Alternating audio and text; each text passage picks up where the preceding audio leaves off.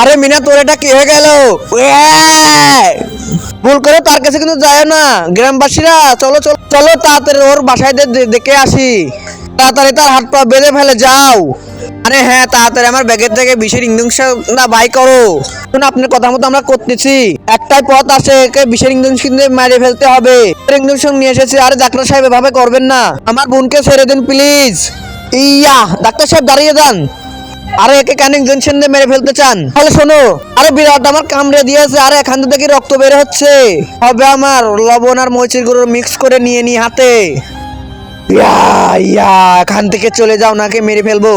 কি হয়েছিল তার আগে দেখার আগে এই বক্সে সুন্দর একটি ছবি রয়েছে। তুমি এই ছবিটা দেখতে চাও তাহলে একটি লাইক, একটি সাবস্ক্রাইব করতে ভুলবে না। যারা ছবিটাকে সুন্দর মনে করো, পৃথিবীর সুন্দর মনে করো, তাহলে একটি লাইক, একটি সাবস্ক্রাইব করতে ভুলবে না। তাকে একটি বিড়াল কামড়ে দিয়েছিল, রক্ত বেরিয়েছিল, সেজন্য মরিচের গুঁড়া লবণ লাগিয়েছিল। একটা হিংস্র প্রাণী হয়ে যায়, সেজন্য এরকম হয়ে যায়।